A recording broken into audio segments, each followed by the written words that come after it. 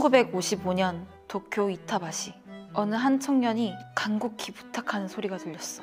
저를 제자로 받아주십시오. 꼭 이것을 만들어야 합니다. 그런데 자네 고향이 어딘가? 저는 조선의 김천 출신입니다. 조선? 김천? 내가 자네를 제자로 받는 건 무리인 것 같네. 스승을 찾기 위해 2년간 일본을 돌아다녔던 이 청년은 절망에 빠져버렸어. 그런데 이 청년 뭘 배우려고 했는지 알아? 혹시 힌트 있어? 나무, 음악. 나무로 만든 악기? 단소라든가 아니면 캐스터네츠? 바로 바이올린이야. 바이올린은 유럽의 대표적인 찰현악기인데 빠른 속주부터 시작해서 서정적인 멜로디까지 아주 다양한 연주가 가능해. 그런데 아까 말했듯이 1955년이면 바이올린 같은 악기들은 엄청 비쌌을 텐데. 잠깐, 김천 출신이라고 했고 아까 뭘 만든다고 했잖아. 그렇다는 건 오늘의 주인공이? 맞아, 바로 그분이야. 1920년대 일제강점기 시절, 김천의 어느 작은 시골 마을. 어린 시절 진창현 선생님은 가난한 집안에서 태어났지만 손재주가 꽤 좋으셨대. 이후 고향인 김천에서 가끔 약장수가 왔다 갔다 하고 그랬는데, 그 약장수가 공연을 하잖아? 그럼 바이올린을 막 켜고 막 그랬대. 그런 소리에 어느 순간 하나씩 매료되기 시작한 거지. 그런 그에게도 기회가 찾아왔어. 바로 조선으로 넘어와 교사가 된 아이카와 키쿠에라는 선생님의 집에서 하숙을 하기 시작했는데, 그곳에서 기초적인 바이올린 연주법을 받은 거지. 그렇게 그는 교사가 되어야겠다는 꿈을 품기 시작했어. 대박인데? 그치? 근데 시대가 그를 도와주진 않았어. 강제징용과 가난을 피해 그는 일본으로 건너가게 돼. 낮에는 인력거꾼, 그런 육체 노동을 하면서 생계를 떼었고, 또 밤에는 야간 학교를 다니면서 공부를 했대. 와, 이게 진짜 주경야독이란 거구나.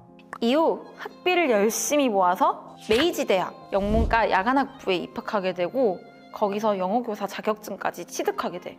고생 끝에 성공하셨네. 그럼 이제 진창현 선생님은 정말로 영어 교사가 되신 거야? 아니, 당시 일본에서는 조선인 차별이 꽤 컸기 때문에 일본에선 교사 생활을 할 수 없었어.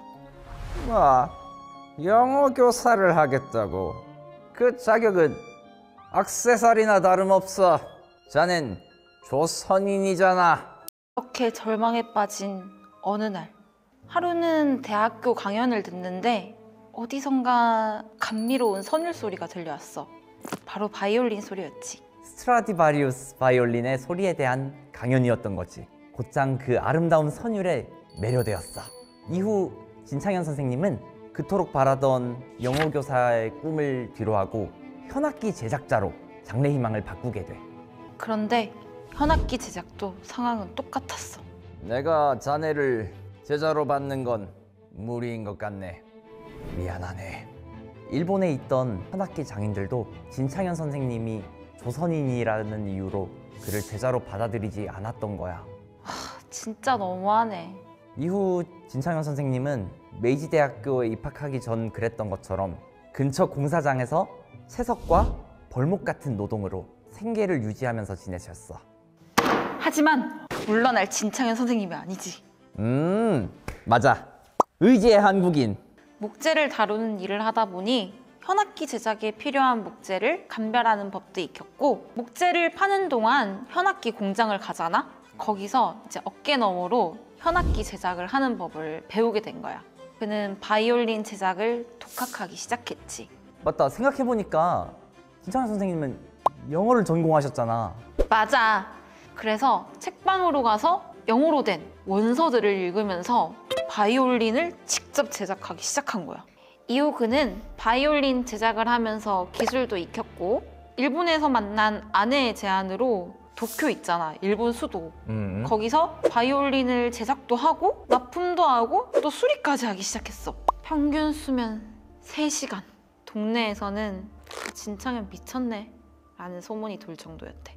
이분의 열정이 어느 정도였냐면, 그 남아메리카 대륙 있잖아? 거기까지 건너가서 그 바이올린 도색에 필요한 염료들을 구했는데, 지렁이나 진짜 좀 신기한 연료들을 많이 구하셨다고 하더라고. 지렁이 말고도 다른 건 또 있어? 오징어 몽골? 어? 이후 바이올린 제작 업계에서 꽤 명성이 높아진 진창현 선생님은 25년 만에 고향인 김천으로 돌아오게 돼. 그런데 야, 여보세요. 살려주세요. 무슨 일인 거야? 김창현 선생님을 찾아온 건 바로 중앙정보부 요원들이었어. 중앙정보부? 왜냐하면 동생의 명성을 시샘했던 이복형 때문이야. 그 이복형이 북한의 공작원이라고 허위 신고를 하는 바람에 중앙정보부 요원들이 들이닥쳐서 체포를 당하고 고문까지 받게 돼. 진짜 편안한 날이 없네. 하지만 일본 경찰이 신원 보증을 해준 다음에야 풀려나서 도망치듯 고향인 김천을 다시 떠나서 일본으로 다시 되돌아갔어. 그렇게 다시 일본으로 돌아가게 된 진창현 선생님은 일본에서 자작악기 개인전을 개최하기도 하고 그의 명성을 보고 미국의 리더스 다이제스트라는 잡지에선 그를 이렇게 평가했어. 동양의 스트라디바리우스. 그러던 1976년 미국 필라델피아에서 열린 제2회 국제 현악기 제작자 경연대회. 그곳에서 진창현 선생님이 금메달을 수상한 거야. 그리고 마침내 1984년 미국 현악기 제작자 협회에선 그에게 마스터 메이커라는 호칭을 수여하게 돼.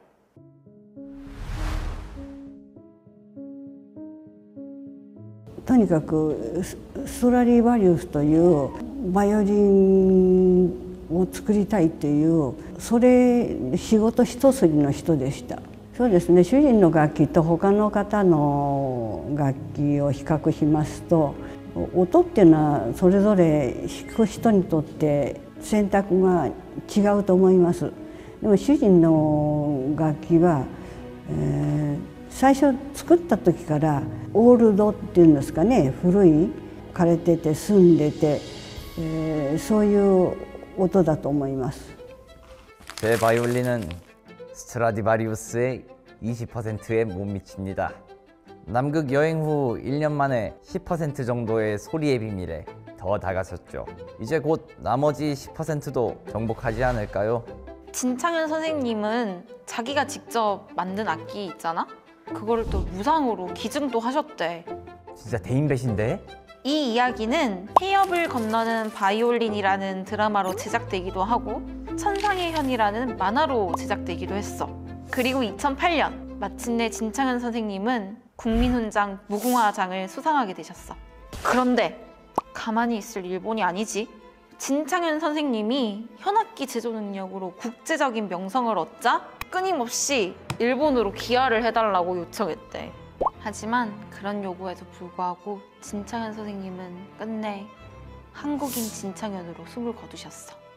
조선인이 성공하기 불가능했던 일본 땅에서 가장 비싸고 훌륭한 바이올린을 제작한 동양의 스트라디바리우스 진창현. 어쩌면 그는 정말 스트라디바리우스에 가장 근접한 사람이 아니었을까?